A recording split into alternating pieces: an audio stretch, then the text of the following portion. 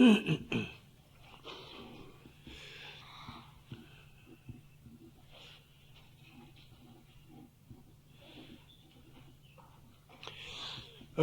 élément intéressant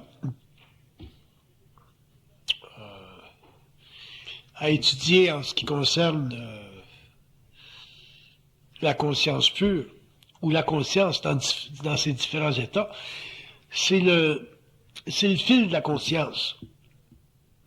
Sur le plan créatif ou sur le plan génératif, la conscience, plus elle devient éveillée, plus elle est intégrée, plus elle s'épure, plus le fil, plus son filon devient un élément présent chez l'homme. Bon, j'appelle ça le fil de la conscience. Et développer le fil de la conscience ou apprendre à le développer, c'est important parce que ça nous permet de développer une grande identité personnelle. La raison pour laquelle l'homme a de la difficulté avec son identité personnelle, c'est parce que il a de la difficulté à cerner son intelligence, à la vibrer. Il la réfléchit, mais la vibre peu. Alors que s'il s'habitue à développer le fil de la conscience, il est forcé, dans ce processus-là, à la vibrer plus et à la réfléchir moins. Et quand un homme vibre sa conscience, il la réfléchit peu, il s'aperçoit que le fil devient de plus en plus constant, consistant, permanent, instantané. Et comme résultat, mais il se développe chez lui une identité très profonde. Et une fois que l'homme a une grande identité personnelle, à cause de ce fil de la conscience qui s'est développé au cours des années, il commence à toucher du doigt les points importants d'une créativité potentielle. Parce que chez l'homme, le phénomène de la créativité, qu'est-ce que je vais faire, qu'est-ce que je voudrais faire, qu'est-ce que j'aimerais faire, c'est une question importante. Il y a beaucoup d'individus qui se cherchent par rapport à une définition, par rapport à un potentiel créatif.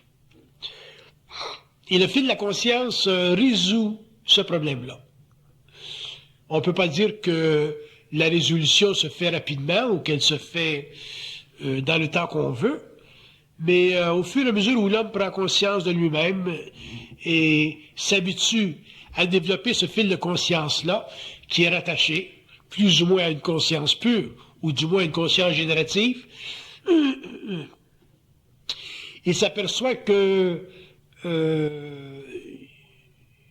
il est dans le courant, il est dans le courant de ses forces personnelles. Et il en arrive éventuellement à puiser dans ce courant avec assez de facilité pour en arriver éventuellement à devenir maître de ce courant-là. Quand un homme est maître de ce courant-là, donc de ce fil de la conscience, il est rendu à un point dans sa vie où sa maîtrise peut servir l'humanité à différents niveaux, dépendant de son mandat personnel, dépendant de la nature de sa créativité, et dépendant aussi de l'ombrage que crée sa conscience sur le plan planétaire. Il ne s'agit pas pour l'homme de penser ou de vouloir que sa créativité touche l'humanité. Il s'agit pour l'homme de savoir que sa créativité en soi est suffisante pour le remplir constamment de sa propre lumière, de le sortir du vacuum psychologique existentiel et le rentrer dans un mouvement générateur qui est directement l'expression de ce courant de vie qui peut être très puissant chez l'être humain dans la mesure où il s'est libéré de la réflexion et s'est mis en vibration par rapport à son énergie fondamentale.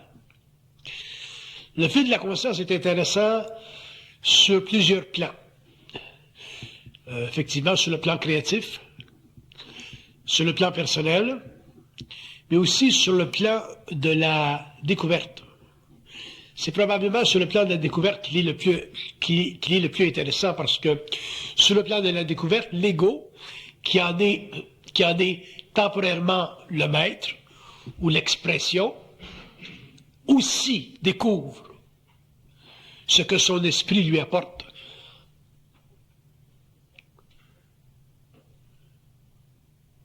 Alors, quand l'ego est en mouvement créatif à cause du fil de la conscience et qu'il découvre au fur et à mesure où il est dans ce courant-là, l'expression de cette lumière-là, c'est très intéressant pour lui. C'est à ce moment-là qu'on peut dire que le travail de l'âme est une sorte de jouissance, est une sorte de plaisir très vital, très fondamental, qui touche à tous ces aspects et qui lui permet de rayonner dans sa manifestation humaine. Donc le côté de la découverte, en ce qui me concerne, est probablement le côté le plus intéressant de ce fil de conscience-là. Si vous ne découvrez pas quelque chose par le biais de ce fil de conscience-là, c'est que vous n'êtes pas suffisamment libéré du connu. À ce moment-là, vous allez vivre les écueils de la mémoire, vous allez vivre certains doutes, votre conscience va se frotter contre ce que j'appelle les tombeaux de la civilisation, autrement dit les formes qui font partie de la mémoire de la race. Vous n'aurez pas le pouvoir de découvrir l'inconnu. Et la découverte de l'inconnu est essentielle pour un homme qui a une conscience pure ou qui se nourrit de ce fil de la conscience-là, parce que la découverte, non seulement lui appartient ou fait partie de lui, mais elle appartient aussi à l'humanité dans une forme ou dans une autre. Et dans la mesure où le fil de la conscience l'amène à de la découverte, et non pas simplement à de la réinvention de la forme, il devient, dans son mandat, un instructeur quelconque, qu'il soit médecin, architecte, plombier, ou simplement orateur ou écrivain. Donc, je veux souligner l'élément de la découverte dans le processus de la conscience créative. Qu'est-ce que ça veut dire, la découverte? La découverte, ça veut dire essentiellement le rejet de tout ce que l'on sait. Et quand je dis le rejet, je ne veux pas dire dans un sens négatif. Je veux dire la mise de côté de ce que nous avons utilisé en tant que membre d'une race pendant des siècles pour finalement aller réellement de l'avant et découvrir, c'est-à-dire mettre le pied dans le vide du mental pour finalement accéder à des architectures nouvelles qui nous donneront éventuellement accès au mystère de la race, ou au mystère des royaumes, ou au mystère de la vie, ou au mystère des différentes astronomies qu'on appelle le cosmogonie universelle. Ça, c'est intéressant.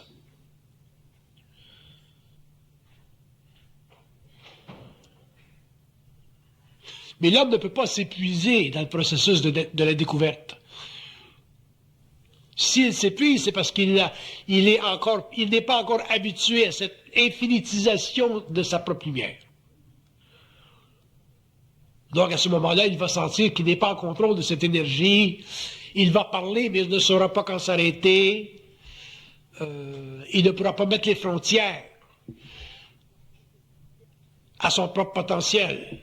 Donc, il va être charrié par ce processus créatif qui n'est pas encore intégré. Ça, c'est je dirais pas c'est le danger de cette conscience ou de sa manifestation, le fil de la conscience. Mais c'est une chose que l'homme devra, avec le temps, en arriver à maîtriser. C'est comme un type qui fait le kayak sur une rivière qui est en torrent, une rivière torrentielle. Il faut qu'il ait le contrôle. Sinon, c'est la rivière qui a le contrôle. Avec le fil de la conscience, c'est la même chose. Il faut que l'homme ait le contrôle. Et ça prend un certain temps pour en arriver à avoir le contrôle parce que, au début, l'ego est ébloui. L'ego est rendu sensible à une capacité de son esprit qu'il n'avait pas connue auparavant. Parce qu'il était effectivement endigué par les forces de l'âme et automatiquement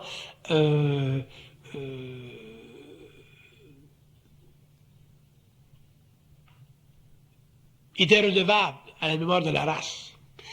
Alors que dans ce processus-là, au début, il est de plus en plus infecté de ce renouveau constant, de ce renouveau d'énergie et de cette capacité inépuisable de sa conscience créative. Mais il n'a pas appris encore à la contrôler. Donc c'est elle qui le contrôle. Et tant que l'homme ne peut pas contrôler ce mouvement torrentiel de son esprit, il ne peut pas découvrir les secrets de son esprit. C'est intéressant, ça.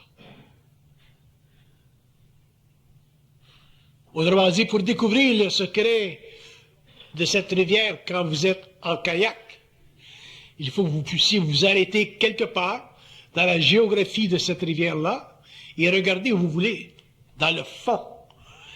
Si la rivière est trop torrentielle et que vous n'avez pas le contrôle sur votre kayak, vous ne pouvez pas regarder dans le fond. C'est la même chose avec le fil de la conscience, et c'est pour ça qu'il y a très peu d'œuvres sur la Terre qui constituent un pas dans l'avenir de l'humanité et qui expliquent à l'homme les mystères de la conscience, de la race, ou des différents plateaux où il se situe. La plupart des œuvres, quand on les lit, quand on les regarde, on peut facilement les lier à un niveau ou à un autre de la mémoire de la race. On peut voir des points qui auparavant ont été façonnés, qui auparavant ont été touchés, et que l'on retouche un peu avec la réinvention de l'esprit. Mais il ne s'agit pas pour l'esprit de réinventer ce qui a été déjà établi.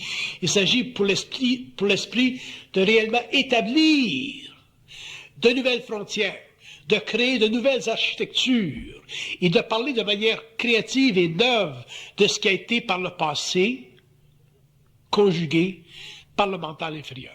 Je donne un exemple. Si on demande qu'est-ce que Dieu, on ne peut pas répondre à cette question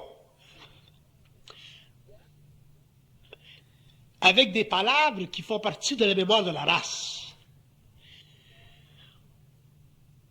On ne peut pas répondre à cette question avec une conscience qui n'est pas en gestion créative. Sinon, on va être obligé d'utiliser les formes qui ont été utilisées par l'humanité et automatiquement, on va simplement réinventer une ancienne formule et la placer dans une option moderne. Donc, si on nous demande qu'est-ce que Dieu, il faut que l'homme se mette en vibration et qu'il arrête son kayak sur la rivière torrentielle, qu'il sente le calme de son mouvement, qu'il sente qu'il a la puissance, la capacité d'arrêter ce kayak dans cette torrentialité et de regarder où il veut, dans le fond de la rivière. Regarder où il veut, ça veut dire être capable, à ce moment-là, de créer de nouvelles formes, de créer de nouveaux horizons, ou de créer une nouvelle infinité pour satisfaire un esprit neuf. Sinon, nous ne faisons que réinventer le passé. Et si l'homme réinvente le passé, quelle que soit la qualité du fil de sa conscience, il ne pourra pas donner à l'humanité une mesure d'elle-même. Il va simplement donner à l'humanité une mesure plus raffinée, réinventoriée de son passé imaginaire, de son passé créatif. C'est ce qui s'est produit avec les philosophies, c'est ce qui s'est produit avec les littératures, c'est ce qu'on a fait avec les poésies. On n'a pas été capable de redonner, et même avec l'ésotérisme, avec l'occultisme, on n'a pas été capable de redonner à l'humanité, de refaçonner la forme à la mesure d'un fil de conscience qui était sous le contrôle de l'ego qui plane au-dessus des forces de l'âme, donc qui plane au-dessus de la mémoire de la race. Et l'homme a le pouvoir de faire ça. Ça fait partie de sa conscience, ça fait partie de son esprit, ça fait partie du domaine de l'esprit. Et chaque esprit humain a son domaine, c'est-à-dire que chaque esprit humain a une capacité quelconque. Il y a des esprits qui ont des capacités un peu plus larges, un peu plus universelles, mais toutes les capacités des esprits, tous les domaines des esprits font partie d'une même conscience, qu'on peut appeler la conscience universelle ou qu'on peut appeler la conscience pure. Donc il ne s'agit pas pour l'homme de développer ou de réinventorier les anciennes conventions à la lueur d'une modernité qui pense être avancée. Il s'agit pour l'homme de réellement définir les différentes infinités, autrement dit les choses qui ne se passent pas, en fonction d'une vibration qui d'elle-même expose les limites de la forme pour finalement faire ressurgir du fond de cette rivière des plans de conscience qui sont nécessaires à une humanité dans un temps quelconque ou dans une contemporanéité quelconque. C'est ce que j'appelle la philosophie de la science. Nous avons besoin d'une philosophie de science. Une philosophie de science, c'est une manière de penser qui nous permet, en tant que penseurs, d'établir une relation formelle avec les catégories dynamiques de la réalité qu'on appelle la science. Donc, sur le plan de la psychologie de la science sera pour l'homme sa capacité mentale d'établir de nouvelles architectures en fonction d'un ego qui aura à ce moment-là la capacité d'intervenir à n'importe quel moment de son évolution dans le processus créatif du mental supérieur, c'est-à-dire dans le domaine de l'esprit. Ça nous donnera une science de la psychologie et ça nous permettra d'établir une philosophie de cette science afin qu'un jour la psychologie devienne de plus en plus établie chez l'homme comme étant une voie fondamentale au lieu d'être simplement un à-côté psychologique d'un ego qui se cherche et qui n'est pas capable de se trouver. Et tant que nous ne serons pas arrivés à ce point-là, il n'y aura pas de science de la psychologie. Nous aurons une psychologie qui se veut scientifique. Comme nous avons eu une anthropologie qui s'est voulue scientifique, mais qui dans le fond ne l'est pas. Pourquoi? Parce que nous n'avons pas la capacité de comprendre des aspects de l'infinité qui ne sont pas assujettis à une méthodologie.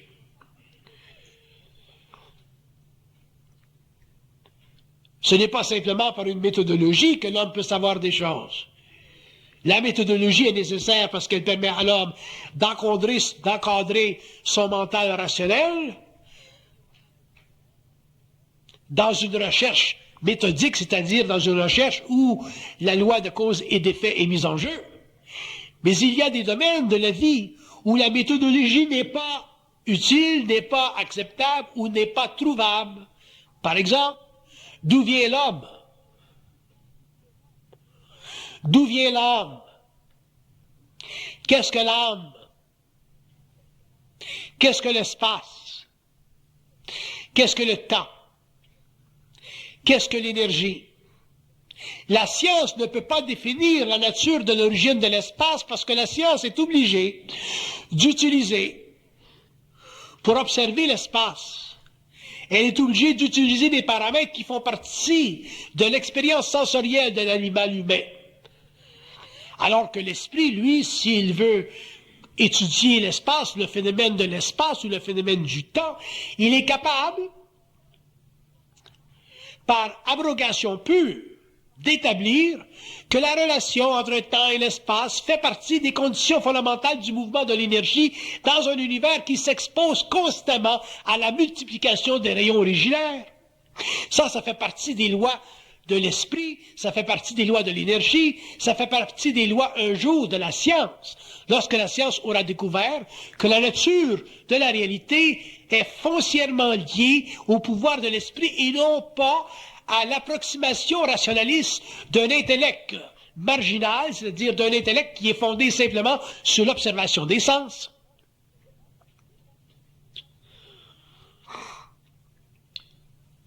Donc l'homme doit, lentement au cours de son évolution, prendre conscience du fil de la conscience et cesser graduellement de douter de ce qu'il sait.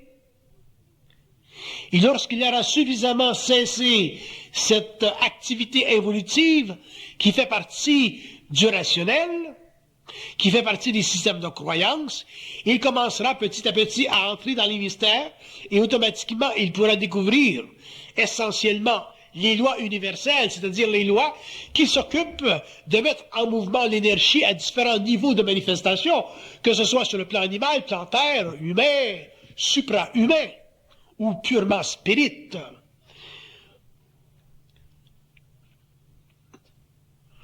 Sinon, nous sommes voués à vivre dans des enclos. Nous sommes voués à vivre dans le contexte des méthodologies, donc, de chercher la vérité. Mais la vérité, ça n'existe pas. Il y a des approximations qui existent, parce que nous pouvons reproduire le phénomène. Mais la vérité n'existe pas parce qu'il n'y a rien de stable. Parler de vérité, ça nous force à parler de stabilité, ça nous force à mettre une fin au dynamisme universel. La vérité, ça n'existe pas. Et pourtant, nous sommes fiers de la rechercher. Nous sommes orgueilleux de l'avoir trouvée pour ne nous apercevoir quelques siècles plus tard qu'elle nous échappe une fois encore. Donc l'homme devra se libérer de sa quête de la vérité, et ceci, ça ne sera pas facile parce que à la vérité est lié le besoin de la croyance. Il faut que vous croyiez à la vérité que vous avez découverte. À quoi sert un homme qui a découvert la vérité s'il n'y croit pas?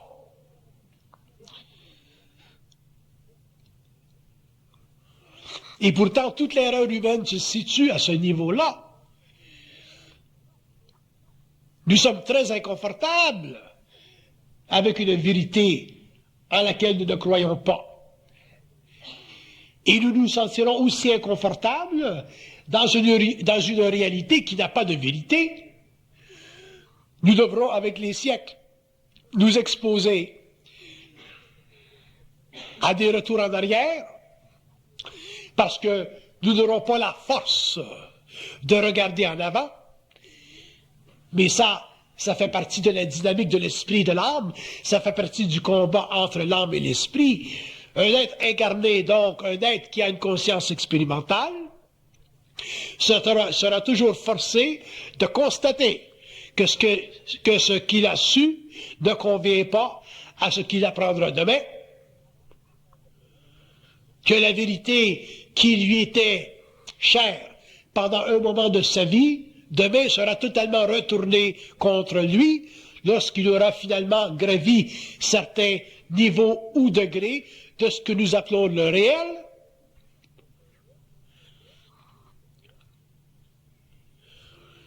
Et Dieu sait si le réel est vaste.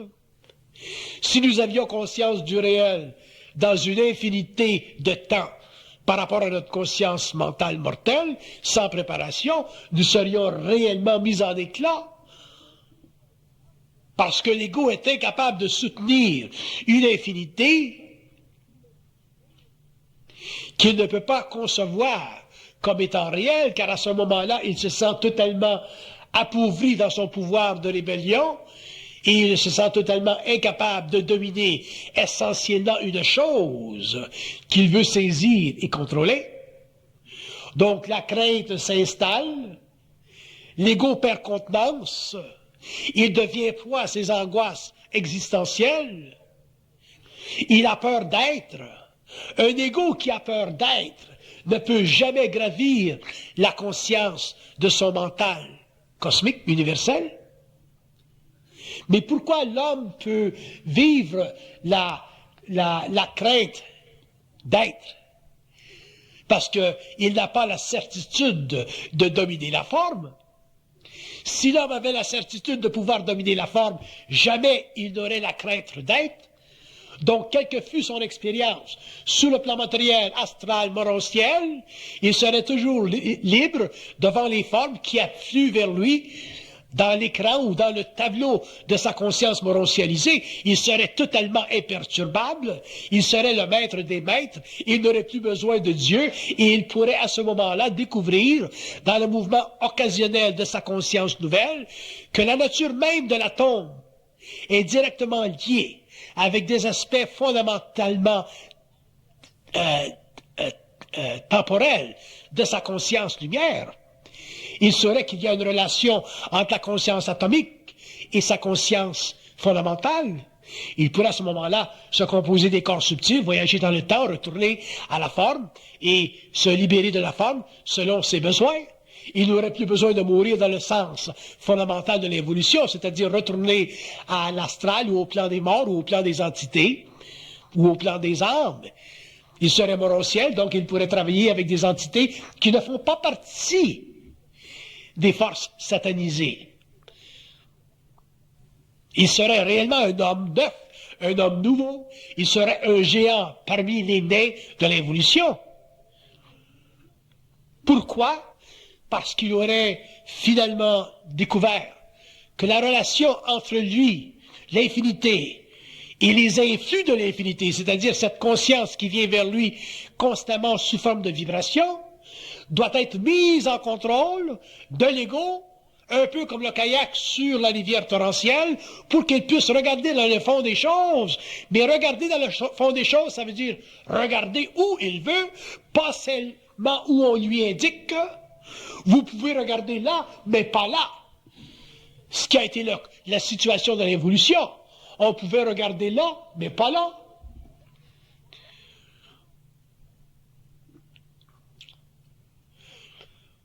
Et l'homme doit pouvoir regarder où il veut. Ça fait partie de la dynastie de sa conscience. Ça fait partie de la royauté de son moi. Ça fait partie de la liberté de son esprit. Ça se situe au-delà des confins de son âme et de l'emprisonnement karmique de son état. L'homme est un être libre, il est un être de lumière. Mais un être de lumière, ce n'est pas un être spirituel, comme on l'a pendant l'évolution pensé. Un être de lumière, c'est un être qui a la capacité d'être intelligent. La capacité d'être intelligent. L'intelligence, ce n'est pas gratuit. L'intelligence, c'est une montagne, c'est un mouvement, c'est un développement de l'être, c'est une descente de l'esprit sur le plan de l'expérience planétaire où se situe l'âme incarnée pour la forcer à se libérer de ses craintes karmiques. C'est là que l'esprit commence. C'est là que l'homme devient roi, c'est là que l'homme devient sûr, c'est là que l'homme entre dans son autorité, c'est là que l'homme n'appartient plus à la cinquième race racine, c'est là que l'homme n'appartient plus psychologiquement ou au niveau des idéologies à sa civilisation. Il a un regard pour sa civilisation, il observe les lois évolutives de sa civilisation, mais il n'appartient pas à sa civilisation parce qu'il n'a plus le questionnement de sa civilisation.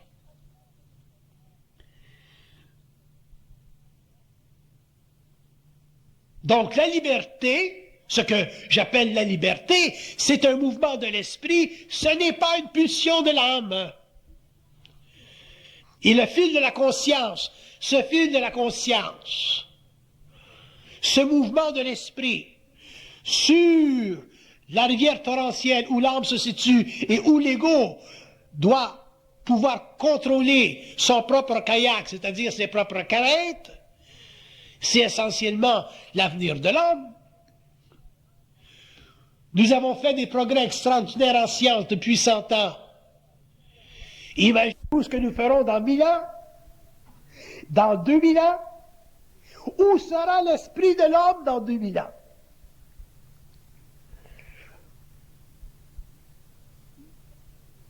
Où sera l'esprit de l'humanité dans 2000 ans? Peut-être que dans 2000 ans, l'esprit de l'humanité sera dans les catacombes de l'évolution. Mais ceci ne veut pas dire que l'esprit de l'homme sera le fossoyeur du passé. Au contraire. Peut-être que l'esprit de l'homme sera déjà libéré de la forme matérielle pour finalement poursuivre le rêve de l'humanité qui est la grande liberté, qui est l'assaut des dominations. Qu'est-ce que l'homme cherche le plus dans sa vie? C'est d'assaillir la domination, que ce soit la domination de la femme dans l'amour, que ce soit la domination de l'homme dans le travail, que ce soit la domination des corps par la maladie. L'homme veut assaillir la domination. Mais pour que l'homme soit le vainqueur, pour que la lumière soit sur la terre, la force fondamentale, l'expression fondamentale de ce que nous appelons l'homme animal, l'homme intelligent, la conscience en évolution, il faut que l'ego s'habitue au cours des siècles qui viennent à retravailler sa matière. Mais retravailler sa matière, ça veut dire quoi? Ça veut dire retravailler ses craintes, les mettre de côté, pour finalement assaillir ce qui vient contre lui, ce qui le domine, ce qui l'empêche, ce qui le réduit, ce qui l'empêche de découvrir son identité ultime, qui est quoi? La capacité de critiquer absolument l'infinité. C'est là que commence la connaissance. La connaissance ne vient pas dans la spiritualité et ses abus, et ses conventions, et ses conneries. La connaissance commence là où l'homme cesse d'être planétaire, là où il cesse d'être une âme infortunée par la mémoire de la race. La mémoire de la race, c'est le caca des esprits incarnés. Il n'y a rien dans la mémoire de la race qui puisse donner à l'homme l'indication, la puissance, la volonté que les philosophes ont cherché depuis des siècles. Il n'y a rien dans la mémoire de la race qui puisse donner à l'homme la moindre valeur, puisque la mémoire de la race, c'est l'expression des craintes de l'homme.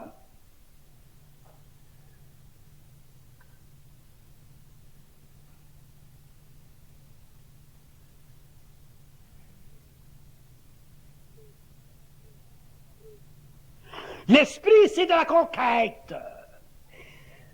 Ce n'est pas de l'observation.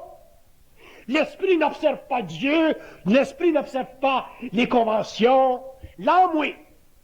L'âme a besoin d'un Dieu. Elle a besoin d'une convention. Elle a besoin d'un empire à l'intérieur duquel elle évolue, alors que l'esprit domine les empires. L'esprit est libre. L'esprit s'affranchit de la conscience, ce que j'appelle de la conscience évolutive, de la conscience future. C'est un mouvement de l'esprit qui, naturellement, s'oppose à tout ce qui le domine. Et c'est à partir de ce moment-là que l'homme découvrira que le fil de sa conscience est un fil éternel et que ce fil peut s'enrouler autour de n'importe quelle forme, l'étrangler, la faire éclater, pour que se présente à sa nouvelle vision une nouvelle lumière, c'est-à-dire une nouvelle façon de voir l'infinité.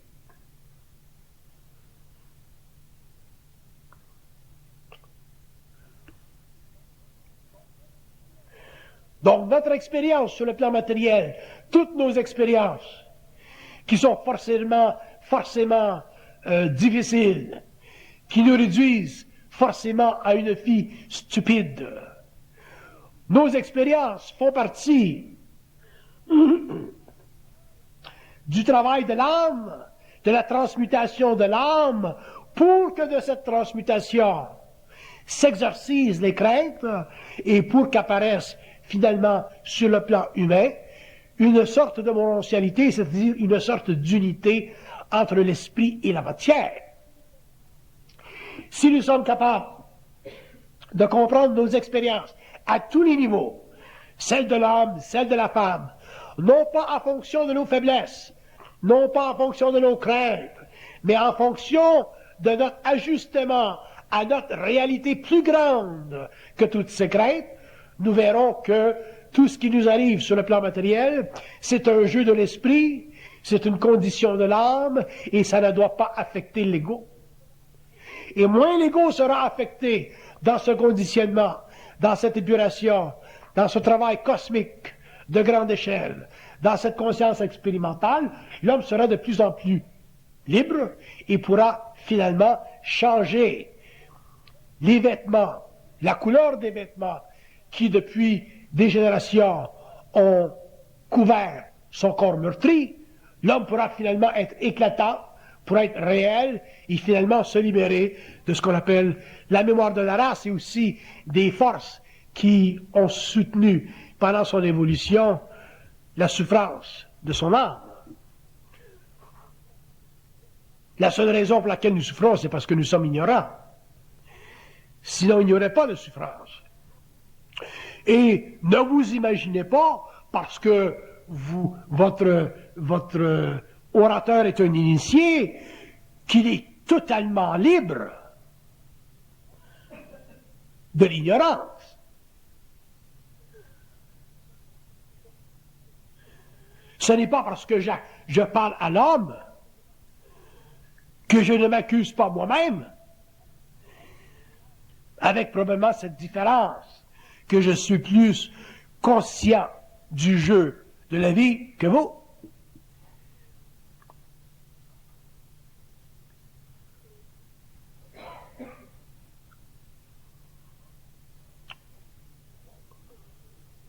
Moi aussi, je veux le repos. Moi aussi, je veux me reposer. Moi aussi, je veux goûter de la vie, comme l'homme simple goûte de la vie.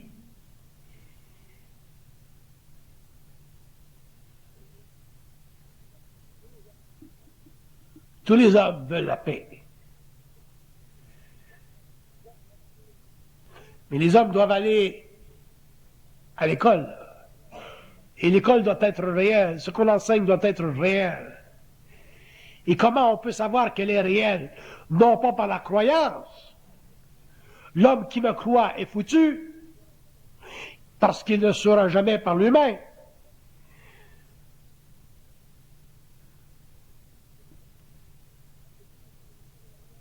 On découvre que l'école est réelle simplement par soi. On voit les pas accomplis, on voit les pas qui nous amènent là. On voit qu'avec le temps, on sait plus. Et on voit qu'avec le temps, il y a en nous moins de crainte. Donc, ajoutez à ce mouvement le fil de la conscience créatrice, le fil de la conscience générative, ben, vous pouvez commencer à avoir réponse à toutes ces questions fondamentales qui nous ont épuisés pendant des siècles.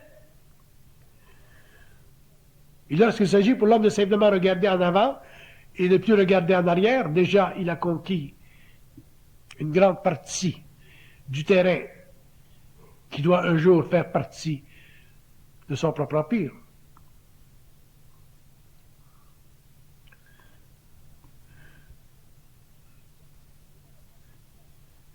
Il n'y a pas de méthode dans la conscience. On peut parler et parler et parler pendant très longtemps. Il n'y a pas de méthode. Il n'y a pas d'école. Il n'y a pas de vérité.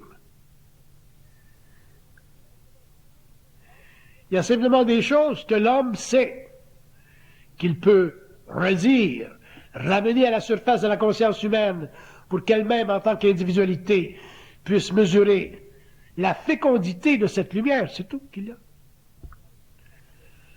L'homme doit mesurer la fécondité de sa propre lumière, ne jamais s'attacher à ce qu'une personne peut dire, quelque illustre qu'il puisse être.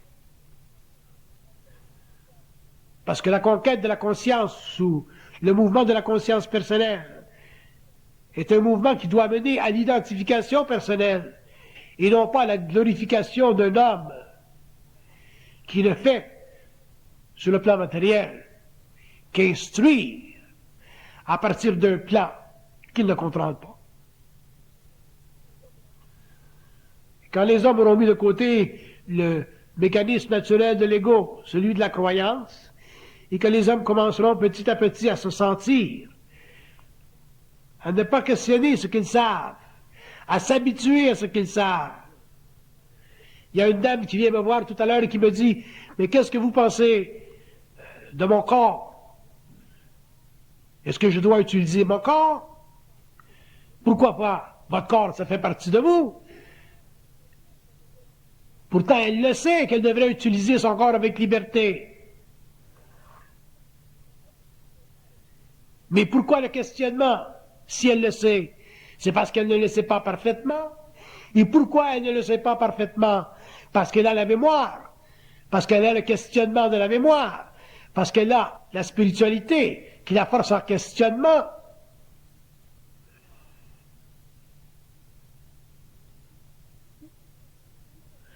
Et toute notre existence, toute notre expérience est fondée sur le doute. Nous avons passé notre vie à douter de nous-mêmes. C'est pour ça que nous avons aujourd'hui les ailes coupées et que nous ne pouvons plus savoir par soi et que nous sommes obligés d'aller voir des bonhommes comme moi pour avoir l'impression d'avancer, alors que des bonhommes comme moi ne servent absolument à rien autre que de dire que la vie, elle est présente chez tous les hommes et que personne n'est plus intelligent que l'autre. Il y a simplement des êtres qui sont plus habitués que d'autres à réaliser leur ignorance.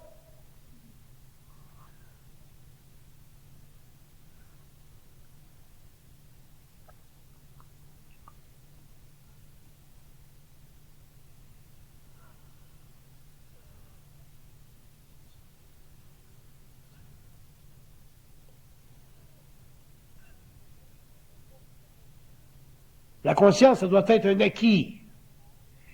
Un petit acquis d'abord, et ensuite un plus grand acquis.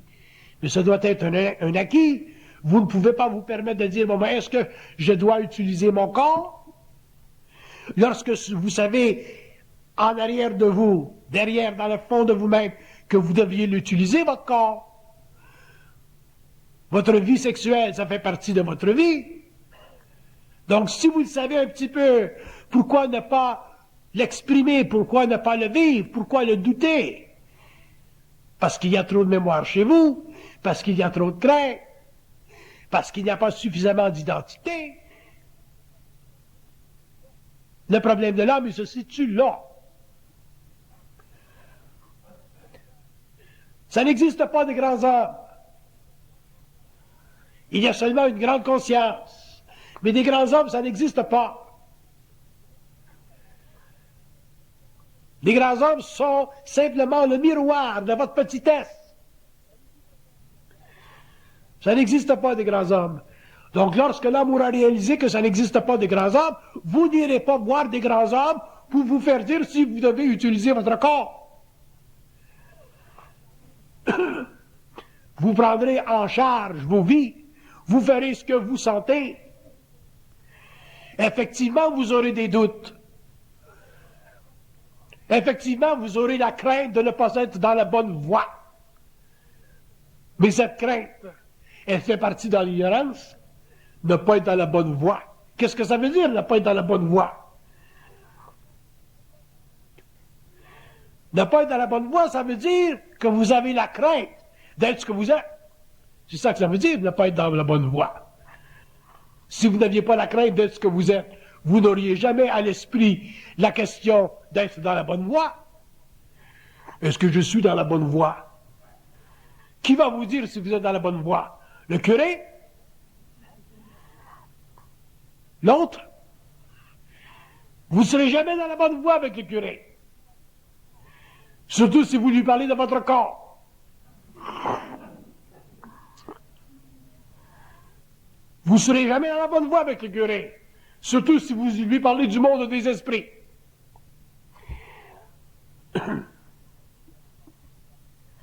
on n'est jamais dans la bonne voie. Parce qu'il y a toujours une autre voie qui nous dit qu'on n'est pas dans la bonne voie.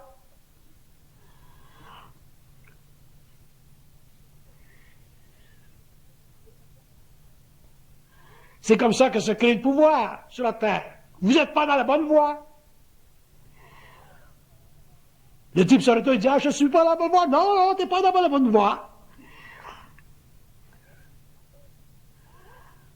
La pauvre, il y a quelques années, qui se faisait dire par le curé, vous avez fait des enfants? Non, j'ai pris un break. Ah non, on ne prend pas de break. Il faut faire des enfants. Vous avez combien? 9, c'est pas assez. 10, 11, 12, 13. Qui va payer? Ah, le bon Dieu. Ah, le bon Dieu va payer.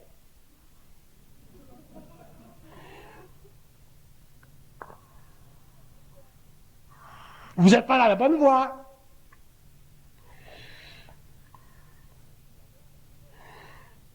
J'ai un grand respect pour l'Église. J'ai un grand respect pour toutes les Églises. Mais je n'ai aucun respect pour leur ignorance. Ce sont leurs fonctions civilisatrices que je respecte.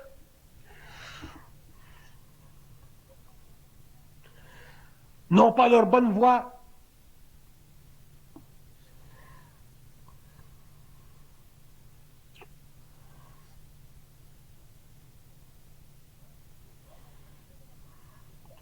Donc, si vous me demandez quel est le plus grand problème de l'homme, de n'importe quelle nation, il croit. Habituez-vous à ne pas croire et vous découvrirez votre propre voie. Vous découvrirez qu'elle est bonne, votre voie. Vous découvrirez qu'il est bon, votre corps. Qui vous permet de vous grounder votre corps. Parce que si vous n'utilisez pas votre corps, vous allez vous débalancer sur le plan spirituel. Vous allez devenir gaga.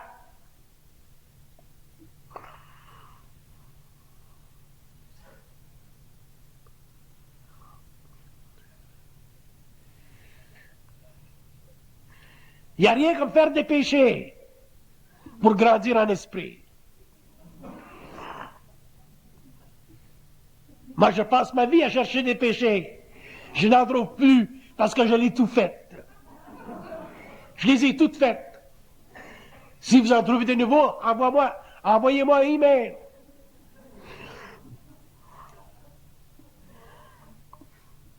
J'ai appris énormément de choses quand j'ai fait des péchés.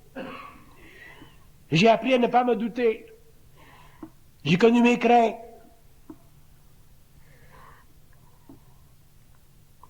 Il n'y a rien comme les péchés.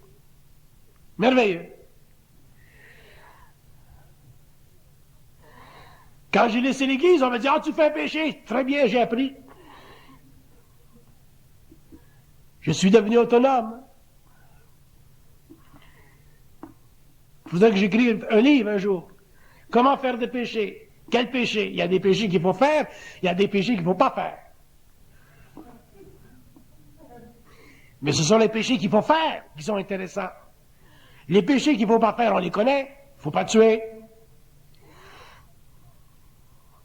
Si on ne veut pas nous tuer, si vous venez me tuer, je vais vous tuer.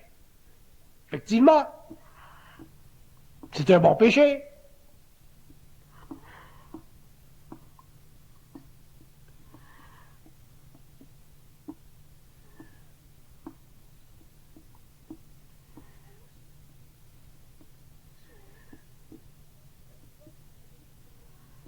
Il y a des choses que vous avez faites durant la vie, vous avez été forcé de les faire quand vous étiez jeune. Vous avez volé des crayons malgré vous. C'était plus fort que vous. Il n'y a personne dans la salle qui n'a pas fait un vol, un larcin dans sa vie. Personne. Il n'y a personne dans la salle. Je vous jure qu'il n'y a personne dans la salle qui n'a pas fait un petit larcin dans sa vie.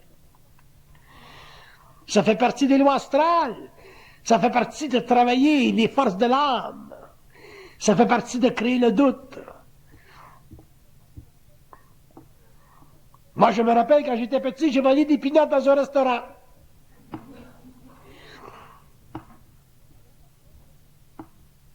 Ma mère m'a grondé. J'étais bouleversé. Une fois, j'étais allé dans un magasin sur la rue Saint-Hubert. C'était sa fête. J'ai voulu lui rapporter un petit cadeau. J'avais volé un petit plat. J'ai ramené le petit cadeau à la maison. J'ai dit, c'est ta fête, maman. Bonne fête. Où tu as pris l'argent pour acheter? Première chose qu'elle me fait, elle me ramène chez le juge. Et le juge me dit, tu vois, mon petit, il y a une épingle là sur mon bureau. Cette épingle ne t'appartient pas. J'ai compris. J'ai pleuré. Je me suis fâché contre ma mère. Donc, elle m'a fait reconnaître qu'il y avait des péchés qu'il ne fallait pas faire. C'est comme ça qu'on apprend. Mais il y a des péchés qu'il faut faire. Ça fait partie de la vie. La petite fille qui me dit quand je suis jeune, baisse tes culottes, je vais baisser les miennes. OK, on essaie ensemble. Oups, voilà. Ça, c'est des péchés qu'il faut faire. Ça fait partie de la découverte. On ne fait pas ça à 50 ans. Et encore.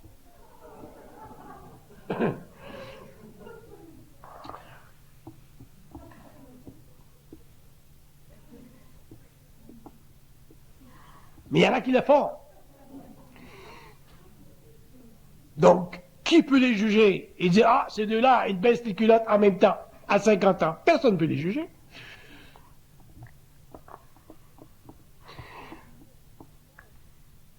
Donc, la vie, elle est pour tout le monde. Mais l'esprit est pour quelques-uns.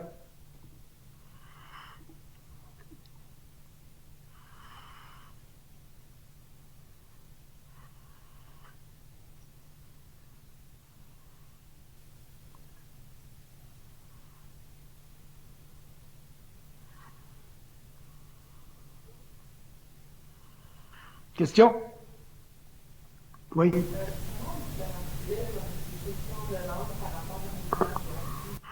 Comment on différencie les pulsions de l'âme par rapport au mouvement de l'esprit? Les pulsions de l'âme nous mènent toujours sur le plan d'expérience, alors que le mouvement de l'esprit, il nous amène plus loin dans la destruction de nos craintes. Il nous amène plus loin dans la réalisation de notre identité. Donc, sur le plan de l'âme, vous avez l'expérience. Sur le plan de l'esprit, c'est la découverte de soi. Donc, c'est la façon de vivre le mouvement de l'âme,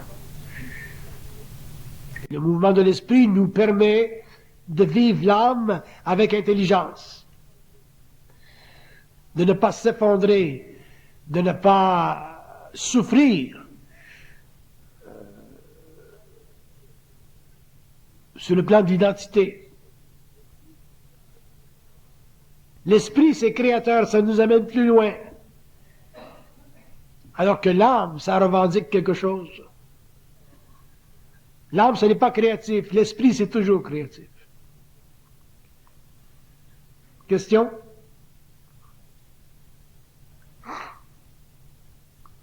Pas de question?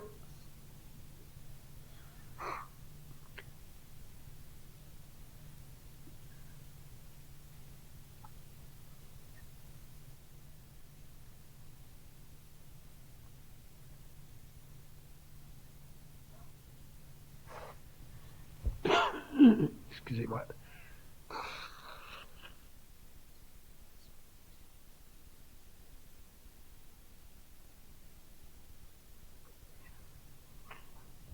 Pas de question. Vous allez sortir, vous allez dire, ah, j'aurais dû lui demander une question. Comment face à la menace qui peut être faite c'est quoi la différence dans la vibration entre celui qui est dans ton âme et celui-là qui est dans ton être conscient, c'est remarqué, mais on dirait on a l'impression qu'il y a je trouve, tandis que celui qui est plus témoin dans la conscience, quand on se fait remarquer, on regarde une mémoire, c'est là que la transcendance. Vous avez donné réponse à votre question? Quand vous êtes dans l'âme, vous vivez une réaction, vous vivez toujours sur le plan de la crainte. Alors que dans l'esprit, vous êtes conscient de l'arnaque, mais vous ne l'interprétez pas de la même façon. Vous allez avec lui. Il y a toujours un processus d'agrandissement de l'être. Et il y a aussi une réalisation que l'esprit, dans son mouvement, force ou amène l'ego éventuellement à se protéger. Le problème de l'homme sur la terre, c'est qu'il ne se protège pas contre son esprit. Et se protéger contre son esprit, ça fait partie de l'évolution de son intelligence. Ça fait partie de la réduction des forces, de la réduction de l'emprise des forces de l'âme sur son expérience.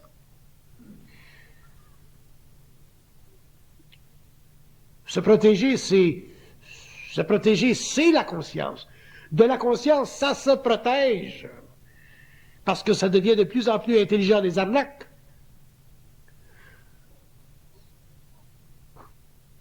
Sinon, ça n'arrête pas. Je vois des gens qui vivent leur expérience et je me dis, mais pourquoi elle n'a pas fait telle chose ou pourquoi elle n'a pas fait telle chose qui pour moi sont évidentes, mais qui pour eux ne le sont pas, parce qu'ils n'ont pas suffisamment l'expérience de l'esprit. Pour être en esprit, il faut avoir beaucoup de vigilance. Parce que c'est très présent, c'est très créatif, c'est toujours là pour faire grandir. Mais on veut se reposer aussi de ce travail qui se fait tout le temps. Ça demande de la vigilance. Se protéger contre l'esprit, c'est probablement une des premières choses que l'homme devra apprendre dans son évolution. Après ça, ça va pas mal. Ça va assez bien. On ne souffre pas de la même façon.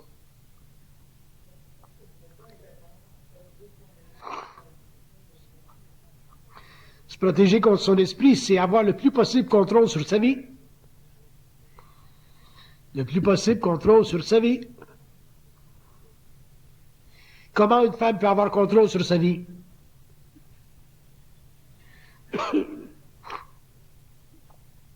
Regardez où vous souffrez. Amenez-vous à avoir un contrôle sur votre vie. Même chose pour l'homme.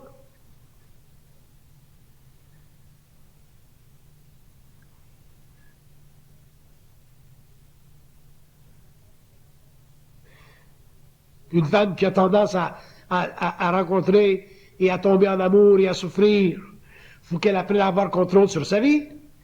Il faut qu'elle dompte cette réaction naturelle chez elle. Pour en arriver éventuellement à rencontrer, s'il y a mesure, continuer son chemin, sans toujours s'effondrer, souffrir, dans l'âme. Même chose pour l'homme. C'est très personnel à chacun, ça, de contrôler sa vie. Très personnel à chacun. Je pourrais même dire, si vous souffrez dans votre vie, c'est parce que il y a un niveau de contrôle que vous n'avez pas établi. Et ça va jusque dans la maladie. C'est pour ça que sur le plan de la maladie, l'homme doit se protéger, doit développer une conscience préventive. Protégez vos corps de ce qui pourrait vous arriver dans 5, 10, 15 ans. Faites attention à ce que vous mangez. Faites attention où vous mangez. Vous mettez dans votre automobile de la bonne gasoline. Ne mettrez pas dans votre corps de la cochonnerie. Et ça n'est pas facile aujourd'hui parce que nous vivons dans une société où la nourriture est totalement industrialisée. Éduquez-vous, informez-vous, lisez sur la bonne nourriture, sur la santé, la médecine préventive. Parce que si vous êtes malade dans votre corps, la vie va être très difficile. Aujourd'hui, vous êtes jeune, pas de problème. C'est justement quand vous êtes jeune qu'il faut vous protéger de demain. Si vous êtes plus avancé en âge, commencez à redresser le mal que vous vous êtes causé pendant des années. C'est ça la prévention, c'est ça la protection. Et ça, c'est sur le plan de la maladie. Faites la même chose sur le plan de la finance, sur le plan des argents, de l'argenterie. Vous êtes jeune, préparez votre vieillesse. Attendez pas à 50, 60 ans pour vous faire un petit lit.